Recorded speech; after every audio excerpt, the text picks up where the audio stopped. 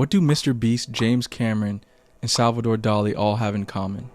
Dreams. They have all used their dreams as inspirations for some of their creations. You'd realize you're dreaming, you can control what you dream about. And I'd try to strategically brainstorm ideas while I would sleep. And I'd wake up in the middle of the night and write down ideas. So even if I wasn't lucid dreaming, I was just dreaming about videos and filming. Yeah. And then I'd be like, oh, this is cool. And just wake up and write it down. I get a lot of ideas from dreams and things like that. And I think that taps into the subconscious that we all kind of share. So then you're in this sleep state where it becomes possible to be very aware of the fact that you're dreaming. And I would experiment with trying to control a dream, trying to make something lucid dreaming. Lucid dreaming. Yeah. And it's frustrating, and but it's fascinating. And the occasional moment where you get something to work and you're able to actually channel your dream, lucid dreaming, it's pretty fascinating. You go, okay, that's a superpower. My work consists in the meticulous execution of my dreams. You dream your paintings?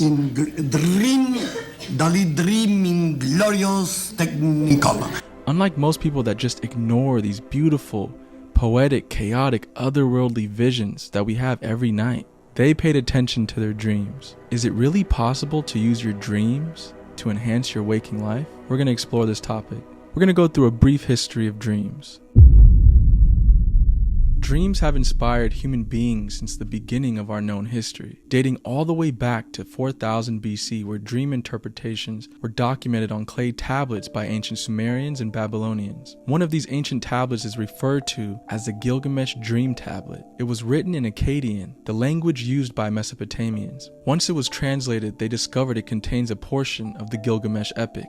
Gilgamesh was a hero king said to be half human, half god. Aliens!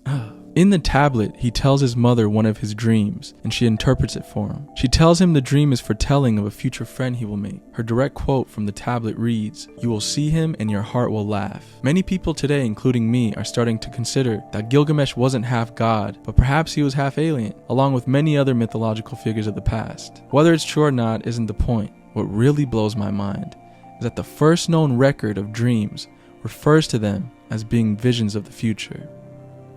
Very interesting. Dreams were seen as sacred to the ancient Egyptians. They viewed dreams as oracles that delivered messages from the gods. Priests even served as dream interpreters to the pharaohs. My favorite example is from a story written in the Old Testament of the Bible. It tells a story about a man named Joseph, who was thrown in an Egyptian prison for a crime he didn't commit. He became well known in prison for being able to interpret people's dreams. The pharaoh at the time was having trouble sleeping because of his recurring nightmares. He heard of Joseph's ability and summoned him to interpret his dreams. The pharaoh dreamt he was standing by the Nile River and he saw 7 fat, healthy cows eating grass, and then 7 more cows appeared behind them, but they were scrawny and thin. Joseph explained the dream meant that the next 7 years would bring a great harvest with an abundance of food. The 7 years following would bring famine and starvation. Joseph claimed his ability didn't come from himself, but from God. The king was so impressed he assigned Joseph to oversee the kingdom to prepare for this famine, and Joseph became one of the most powerful men in Egypt. I remember my grandmother reading this story to me when I was a little kid, and I always rocked with Joseph's story. It really was the beginning of my fascination with dreams. Moving a bit forward in time, many ancient Greeks saw dreams as direct revelations from the gods. It was common in those days to believe that dreams could predict the future. They also saw dreams as a method of figuring out treatments for medical conditions. Dream interpreters almost always accompanied military leaders into battle. Plato, one of the most studied and well-known philosophers ever, wrote in his book Apology that dreams were one of the ways by which the gods share their plans and intentions with humankind. He also noted that not all dreams were divine messages. He believed natural causes like disturbances in the body's internal motion could give rise to dreams. Greek physician Hippocrates, who is often referred to as the father of modern medicine, or as I like to call him, fast food's biggest op, believed that dreams were very important in understanding the physical bodily conditions of the dreamer. He believed there were 2 types of dreams, those sent by the gods and those sent by the soul. Native Americans saw dreams as an extension of reality, where they could communicate with past loved ones, ancestors, and what they referred to as the Great Spirit, to seek soul lessons and guidance. Medicine men were said to sleep underneath different plants and trees. When they awoke, they were told by the Great Spirit whether the plant was safe to eat, or if it could be used to heal the body. Around the 19th century, the understanding of the importance of dreams somehow seemed to be forgotten by mainstream science. Lost knowledge seems to be a major theme throughout history. I mean, come on. We forgot how to build the pyramids, man. Damn. It wasn't until the late 1900s when Sigmund Freud came along and reintroduced the modern world to the idea that dreams played an important role in self-realization. Shout out to my boy Freud, baby! Most mainstream scientists will claim that we don't fully understand dreams, or that they're just projections of the subconscious to cope with day-to-day life. Although I partially agree, I think that idea is just barely beginning to scratch the surface. The problem with not all but most mainstream scientists is they seem to separate science and spirituality. In my eyes, they're two sides of the same coin. To me, it's so arrogant to say that if our science or technology can't prove it, that it doesn't exist. But what if our technology is too primitive to perceive things like aliens on other planets or psychic phenomena? What's very interesting is that if you dig a little deeper, you'll discover that there are declassified documents by the CIA that have proven the validity of things like remote viewing, astral travel, psychic awareness, and many other ESP-related phenomena. And this was in the 1960s. There are many other channels that have made very in-depth breakdowns of those documents, so you should definitely check those out. It's very interesting stuff. Moving on, many notable figures and creatives have harnessed the power of dreams to create incredible works of art and inventions as well. There are many, but I'm going to mention a few of my favorite.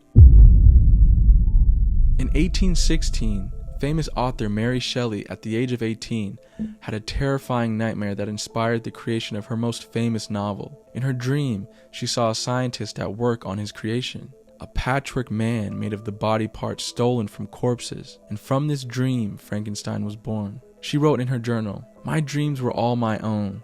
I accounted for them to nobody. They were my refuge when annoyed, my dearest pleasure when free." Around the year of 1850, Elias Howe, sorry if I'm saying that name wrong, was trying to perfect his prototype for years with no results. He was struggling to figure out how to integrate a needle into the machine he was inventing. Elias was about to give up on his idea. Then one day he had a dream. He was captured by savage cannibals, and just as they were about to eat him alive, he noticed their spears had holes near the head. He awoke with the missing piece to his groundbreaking invention, and the sewing machine was finally complete, changing the world forever. Without Elias, we'd all be wearing whack fits right now.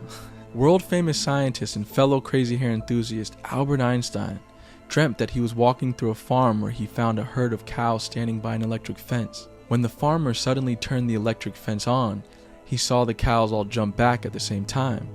But the farmer saw them jump one by one in a wave. That's what inspired Einstein's theory of relativity. The idea that events look different depending on where you're standing because of the time it takes the light to reach your eyes. One of the best dressed and most talented guitarists ever, Jimi Hendrix, mentioned in an interview that he dreamt of being surrounded by thick purple fog in the ocean with no way out. This dream inspired one of his most famous songs, Purple Haze. Russian chemist Dmitry Mendeleev wrote in his diary, "I saw in a dream a table where all the elements fell into place as required. Awakening, I immediately wrote it down on a piece of paper." Dmitry is the inventor of the periodic table of elements. Isn't that funny? So many scientists disregard dreams of having any importance at all. Yet one of the most important tools in physics was birthed from a dream. Movie director Richard Linklater said in an interview that he experienced a series of lucid dreams for weeks on end, where he continuously wake up still in a dream, which inspired his film Waking Life, which is a movie I personally really love and I recommend to anybody who's really fascinated with dreams. To be clear, I'm not saying that if you or somebody you know dies or gets hurt in a dream that it's going to come true. They oftentimes require us to look deeper into our own state of being and can sometimes offer us a different perspective on our own mental emotional state. Although there are many reports from people all over the world, including myself, that dreams can sometimes be prophetic, I don't think you should approach interpreting them with fear. My intentions were to shed light on how fun it can be to pay closer attention to them. I've had dreams that were like 90% accurate to events that actually took place in the future, but other times it's scenarios like 50-foot creatures from a show I watched the night before chasing me. I'm not saying you should go become a shaman or spend all your time trying to escape into the dream world.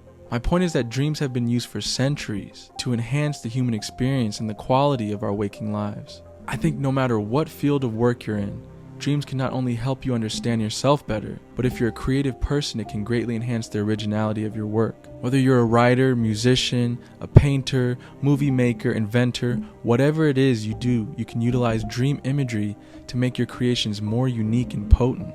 Even if you work at an office or you're a stay-at-home parent, dreams can make life more fun and interesting.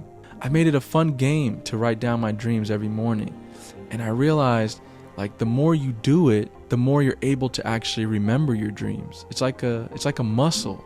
The more you do it, the stronger it gets. We pay for Netflix, Hulu, Disney Plus, yet we ignore the free streaming service downloaded into our minds every night.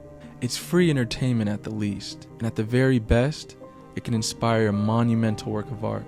This video was inspired by my own experiences with dreams. I've had lucid dreams where I'm in a dream, know I'm dreaming, and I'm able to fly around like a bird. I've experienced moments of astral projection, or what seemed like it, where I'm looking down at my body. And I know that people who have never experienced things like this will call you crazy.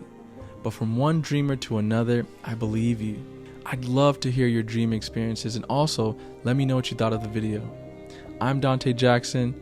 I'm gonna go to bed now. Sweet dreams.